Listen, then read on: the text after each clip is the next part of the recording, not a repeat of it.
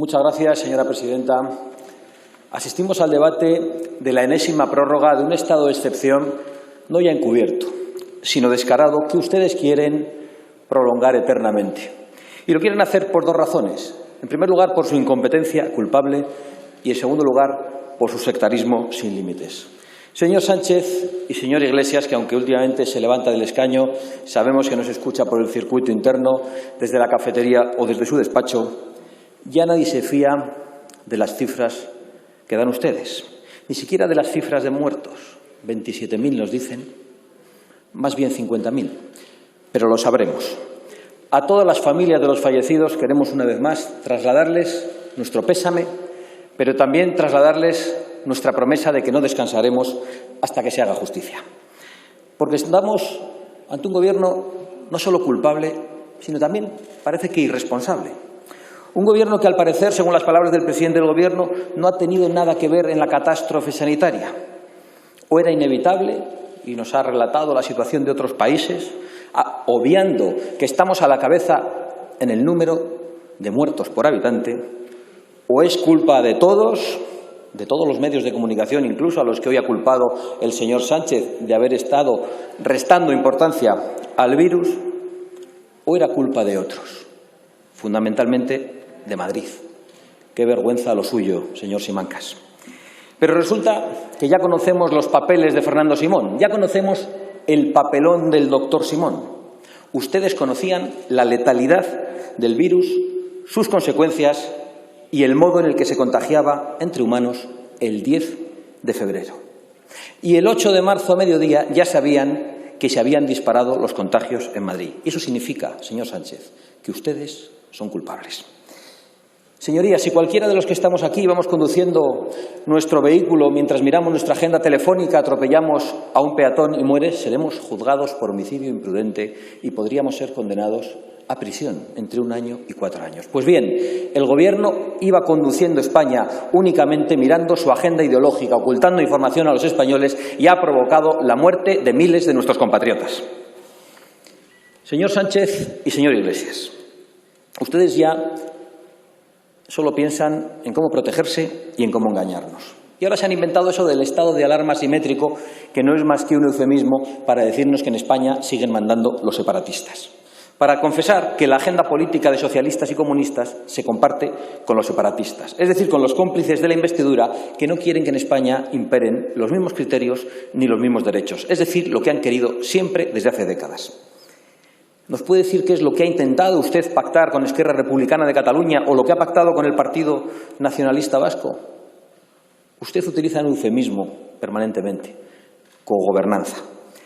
Y lo que usted hace es otra cosa. Usted entrega la soberanía y el poder de todos a cambio de poder exclusivamente personal, porque a usted ya solo le importa mantenerse en el poder, como sea, a cambio de lo que sea y con quien sea, señor Sánchez.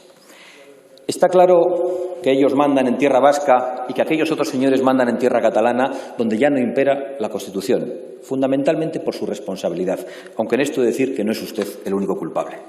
Usted, señor Sánchez, se aferra al estado de excepción como el que se agarra a un clavo ardiendo.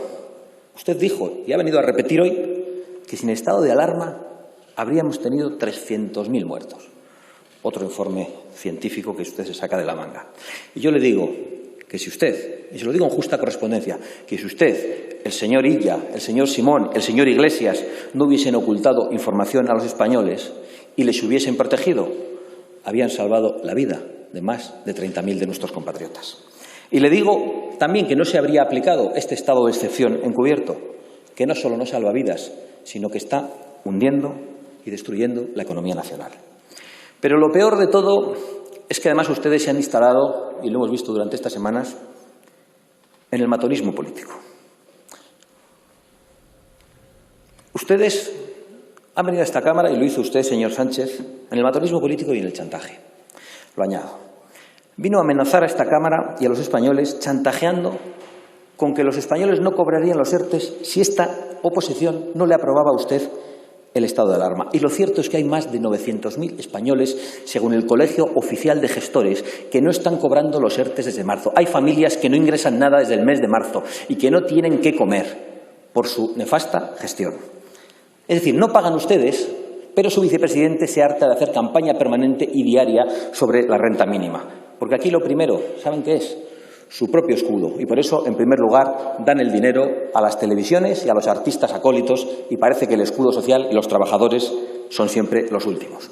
Señor Iglesias, usted también hace pocos días amenazó a los ancianos y chantajeó a esta Cámara diciendo que no se mejorarían las residencias si los diputados que aquí estamos no le aprobamos sus presupuestos, utilizando a los ancianos como rehenes y chantajeando a la oposición. Pero he de decir que utilizar a los ancianos como rehenes es poca cosa al lado de dejarles morir en las residencias sin protección. Y usted, señor Iglesias, ha hecho las dos cosas. Porque al señor Iglesias nunca le han gustado los viejos. Y utilizo su jerga, no la mía. Leo literalmente las palabras del señor Iglesias. Hay gente que va a morir de viejo porque tienen una edad en la que con 70 y pico pues durará lo que dure como Anguita, pero como el cadáver del Cid a caballo es que no tienen edad. Habiendo gente de 20 y pico, de 30 y pico y de 40 y pico, yo creo que hay gente mayor que tiene que tomar ejemplo de Ratzinger y coger el helicóptero e irse a Castel Gandolfo, a la mierda o donde quiera. Esta es la sensibilidad del vicepresidente del Gobierno con los mayores. Estas palabras no se las inventa la oposición. Aprovecho, por cierto, para transmitir el pésame de nuestro grupo a los familiares y amigos del señor Anguita. Me alegro de que hayan podido despedirle y acompañarle en sus últimos momentos.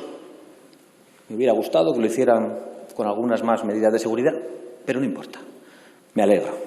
Igual que me enfurece y nos enfurece a muchos españoles que cientos de miles de nuestros compatriotas, y digo cientos de miles, no hayan podido acompañar a sus familiares y amigos en los últimos momentos de su vida o en la despedida en su funeral. Porque ustedes se lo han prohibido y porque ustedes se lo siguen prohibiendo, en vez de haberles dado los medios y las medidas de seguridad necesarias para que se celebrasen funerales y sepelios dignos. ¿O es que, señorías, hay que tener el carné comunista para poder despedir a nuestros familiares y amigos muertos? Pero lo peor no solo es el sectarismo del Gobierno. Ustedes, como decía, se han instalado en el chantaje y en el matonismo como forma de hacer política. Y por eso nosotros, ante sus cantos de unidad, señor Sánchez, no vamos a olvidar las palabras del vicepresidente del Gobierno, de su vicepresidente, llamando inmundicia en esta misma tribuna a 4 millones de españoles hace 15 días. Y no vamos a olvidar que su vicepresidente ayer animó a los escraches contra las casas de varios de los diputados que aquí estamos. Señor Iglesias, no vamos a olvidar sus palabras de ninguna manera. Si no le gusta ser vicepresidente y le gusta volver por sus fueros, al menos no mande a sus lacayos. Venga usted mismo a nuestras casas. El señor Iglesias, he de decir que estamos hartos de verle con sus aires sacerdotales en televisión o en este púlpito, llamando al consenso, mientras que luego de repente aparece con esos modos de largo caballero, llamando a la guerra civil desde la tribuna del Congreso, como hizo aquí hace 15 días. Por cierto, con el auxilio de ese agente castrista, que es su amigo monedero, que se ha permitido llamar nada más y nada menos que hemofílicos a los manifestantes que estos días protestaban contra su gobierno. Todo mientras ustedes se disfrazan de demócratas y sube el señor Iglesias a esta tribuna a identificar sus propias ideas con la democracia. Comunismo y democracia. Señor Iglesias, váyase con esa música a otra parte. Y antes de hablar de democracia, lávese la boca y, sobre todo, limpie el rastro totalitario que ha dejado en Internet, apoyando a los amigos de la banda terrorista ETA y a todo tipo de narcodictaduras. Y déjenme, señorías, que en este contexto que nosotros identificamos de un gobierno liberticida que ha provocado la muerte de miles y la ruina de millones,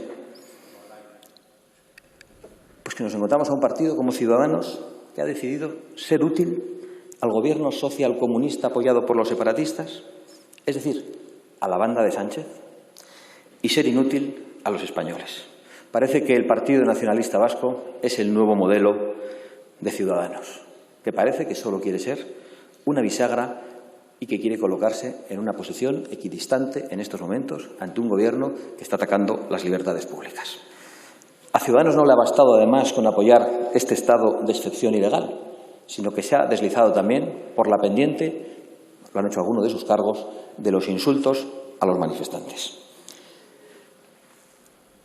Señorías, yo creo que el único plan de este Gobierno es hundir la economía y empobrecer a los españoles. Lo creo y lo lamento porque me parece que no es una consecuencia de su incompetencia política. No. Creo que es un plan deliberado de los socios comunistas de este Gobierno. En vez de subvencionar el empleo, como les propuso Vox a ustedes hace 3 meses, se han dedicado a promocionar el desempleo y a subvencionar el desempleo, para que millones de españoles tengan que acabar viviendo sin otro remedio, sin otra alternativa, de esas rentas mínimas que dependen de la gracia y de la voluntad del señor Iglesias. Muy cerca de las cartillas de racionamiento con las que usted, señor Sánchez, nos advertía cuando se refería al señor Iglesias. Señor Sánchez y señor Iglesias, ustedes quieren conducir a los españoles a la aceptación de una especie de servidumbre voluntaria como consecuencia de la desesperanza que provocan sus políticas. Y por eso su deliberado empeño en destruir los sectores claves de nuestra economía, el sector automovilístico, el sector primario y el sector turístico, 1/3 de la economía nacional. En cuanto al sector automovilístico, esta semana hemos conocido la intención de Nissan de cerrar su planta en Cataluña, lo que implicará la destrucción de 3.000 empleos directos y 21.000 empleos indirectos. Desde Vox les hemos venido advirtiendo todo este tiempo de las consecuencias nefastas de su política contra el automóvil y contra el diésel. Y aquí están ya las consecuencias en forma de paro y en forma de pobreza para muchos españoles. Ustedes se han dedicado durante los últimos años a atacar una industria, la del automóvil, que es esencial para Cataluña, para el País Vasco, para Galicia, para Castilla y León, para Andalucía. Y todavía esta semana, en plena pandemia, se han permitido ustedes el lujo de decretar que en el año 2050, 2040, no sé cuándo lo han dicho, ya no habrá ni diésel ni gasolina. Ustedes no pueden ser más irresponsables. En cuanto al sector turístico, las palabras del señor Garzón no son solo una ofensa, sino que son propias de alguien completamente ignorante sobre el sector, que actúa irresponsablemente y llevado por su fanatismo ideológico. Unidas, por cierto, a la medida unilateral de aplicar una cuarentena, según han dicho ustedes, a todos los viajeros llegados a España durante 14 días, sin ofrecer ningún tipo de plan alternativo a través de test que pudieran identificar a las personas que vengan infectadas. Es decir, ustedes, con su posición, han hundido cualquier esperanza de recuperación de la temporada alta del turismo que comienza dentro de un mes. No me extraña que al señor Garzón no le gusten los turistas, salvo cuando el turismo lo ejerce él. Lo digo porque acostumbra a lucir camisetas con el escudo de la Alemania del Este, que es el país que levantó un muro y disparaba a todos aquellos que pretendían escaparse de él. En cuanto al sector primario, ustedes se han permitido durante estos días, ante la indignación de muchísimos agricultores y ganaderos, inventarse una nueva inspección para atacar a los agricultores y convertirles en sospechosos de esclavismo.